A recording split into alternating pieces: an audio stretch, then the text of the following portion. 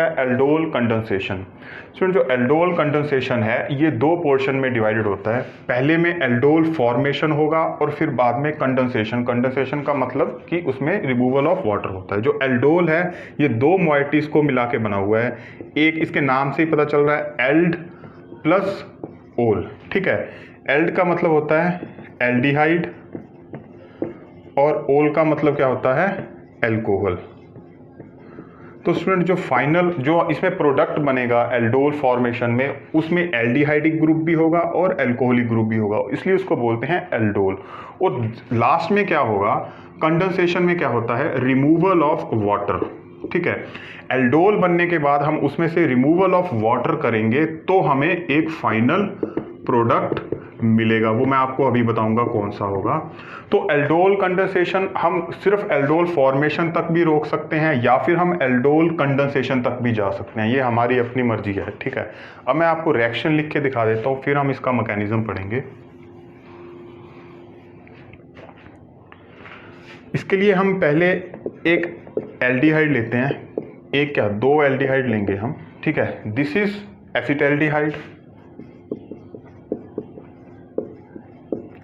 Student इसमें एक condition होती है एल्डोल कंडेंसेशन होने के लिए, क्या कि जो भी एल्डिहाइड हमने लेना है it must have alpha hydrogen. Student ये जो कार्बोनाइल ग्रुप आपको दिख रहा है ना, इसके साथ वाले कार्बन को हम क्या बोलते हैं अल्फा कार्बन, और इसके साथ जो हाइड्रोजन होते हैं इनको बोलते हैं अल्फा हाइड्रोजन। तो जो भी हम एल्डिहाइड लेंगे उसमें अल्फा हाइड्रोजन का होना इज मस्ट, ठीक है। ऐसे ही हम इसके दो मॉलिक्यूल लेते हैं जिनमें कि अल्फा हाइड्रोजन हो। देखो इसमें भी अल्फा हाइड्रोजन है, इसमें मैंने खोल के लिख दिया है लेकिन दोनों में अल्फा हाइड्रोजन है, ठीक है। इसको हम एक दूसरे के साथ रिएक्ट कर दें in the presence of dilute sodium hydroxide, ठीक है। और हम इसमें कोई और भी वीक बेस यूज़ कर सकते हैं, कैल्शियम हाइड्रोक्साइड भी यूज़ कर सकते हैं और डिल्यूट पोटाशियम हाइड्रोक्साइड, ये सब यूज़ कर सकते हैं, ठीक है। लेकिन मेनली ये यहाँ पे हम यूज़ करते हैं डिल्यूट सोडियम हाइड्रोक्साइड। अब स्टूडेंट क्या होगा, अब ये प्रोडक्ट बनता है इसमें,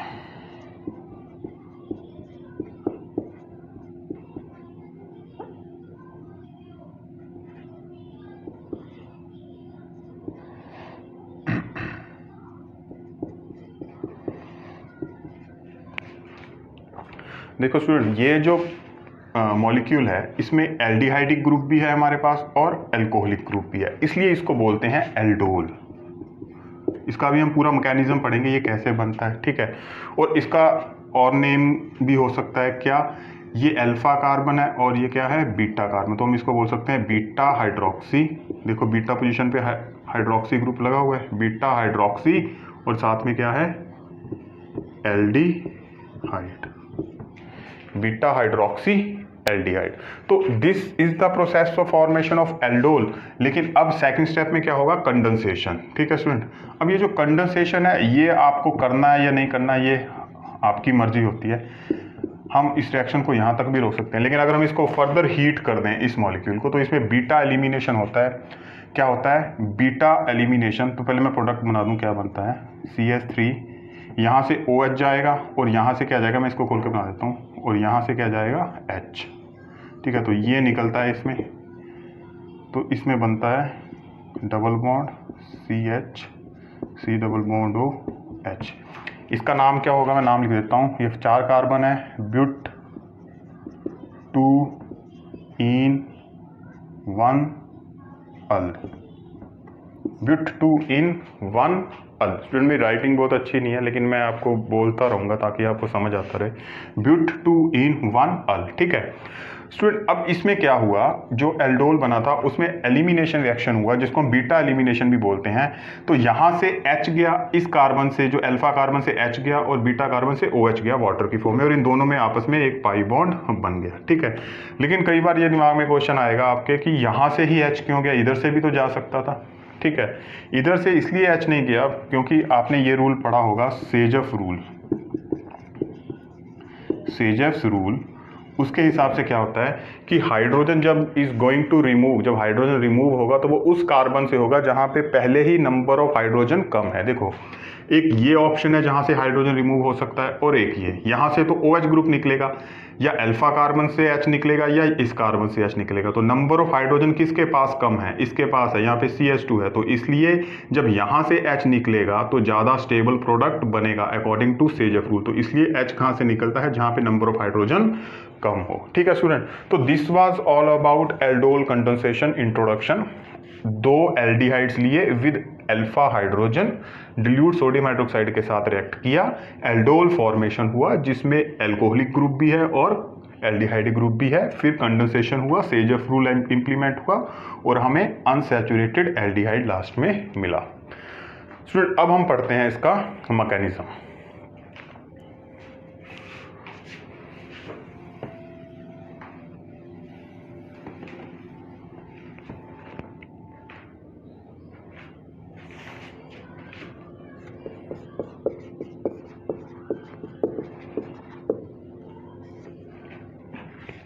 सबसे पहले क्या होगा, हमारे पास वो वाला एल्डिहाइड है जिसके पास की अल्फा हाइड्रोजन है, ये है, ठीक है, एसिटैल्डिहाइड है।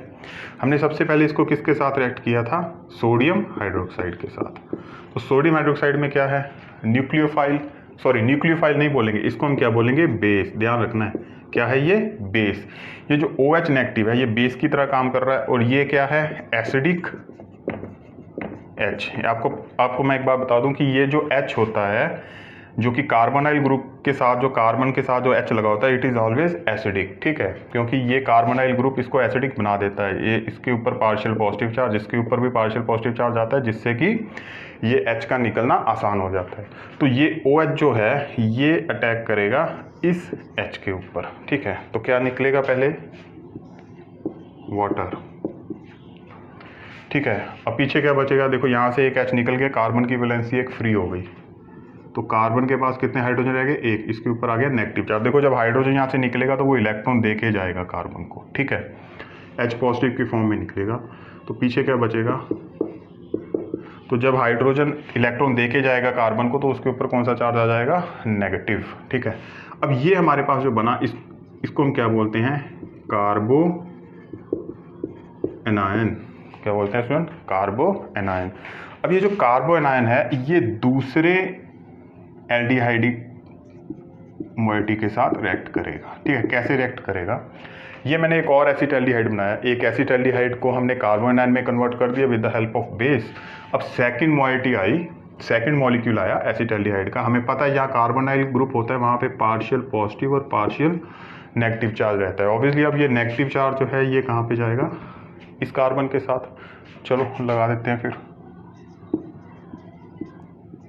इसके साथ लगा दिया। यहाँ पे तो ये H है, इसको मैंने नीचे करके बना दिया, ये साथ में लग गया CH2, C double bond OH। अब क्या होगा, इसके साथ ये जो ऑक्सीजन था इसका पाई बॉन्ड टूटेगा, ये पाई इलेक्ट्रॉन कौन अपनी तरफ खींचेगा, ऑक्सीजन इलेक्ट्रोनेगेटिव खींचेगा, ऑक्सीजन के ऊपर आ गया नेगेटिव चार्ज।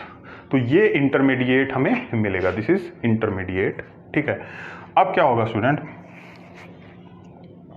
अब हम इसको वाटर के साथ रिएक्ट करेंगे, मतलब कि वाटर तो उसमें है ही है, ठीक है, या वाटर निकल रहा है। तो वाटर क्या करेगा, ये इसका जो H पॉजिटिव है ये कहाँ जाएगा, इसके साथ, ठीक है।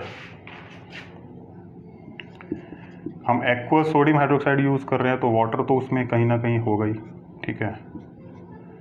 तो अब हमारे पास क्या बनेगा, ये वाला प्रोडक्ट। स्टूडेंट ये क्या बना, जो मैंने अभी आपको बताया था, ये क्या बना, दिस इज एल्डोल। क्या है ये, एल्डोल, ठीक है। अब क्या होगा स्टूडेंट, यहाँ तक एल्डोल रिएक्शन हो चुका है, यहाँ पर भी हम रिएक्शन को स्टॉप कर सकते हैं, ठीक है। इसको हम बोलते हैं एल्डोल सिंथेसिस या एल्डोल प्रेपरेशन, ठीक है। लेकिन अगर हम पढ़ रहे हैं एल्डोल कंडेंसेशन तो अब हम करेंगे removal of water by heating it. अब यहाँ पे सेजफ रूल इंप्लीमेंट होगा। अब क्या होगा, ये कार्बोनाइल के साथ वाला कार्बन क्या है, अल्फा कार्बन, और साथ में क्या है, बीटा कार्बन। अब यहाँ पे एलिमिनेशन होगा, मैं यहाँ पे लिख देता हूँ, एलिमिनेशन होगा। इसको मैं खोल के बना रहा हूँ, अब ये इस तरह से है। अब क्या होगा, इधर से H जाएगा हीट करने पे और इधर से क्या जाएगा, OH। अल्फा से H और बीटा से OH, वाटर निकल गया। अब पीछे क्या बचा,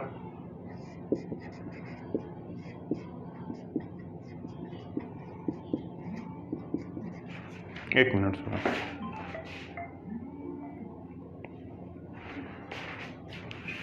अब पीछे क्या बचा, ये मोइटी। स्टूडेंट यहाँ पे ये क्वेश्चन राइज हो रहा है कि अब मैं वही बात रिपीट कर रहा हूँ कि एच यहाँ से क्यों निकला, इधर से क्यों निकला, क्योंकि अकॉर्डिंग टू सेजफ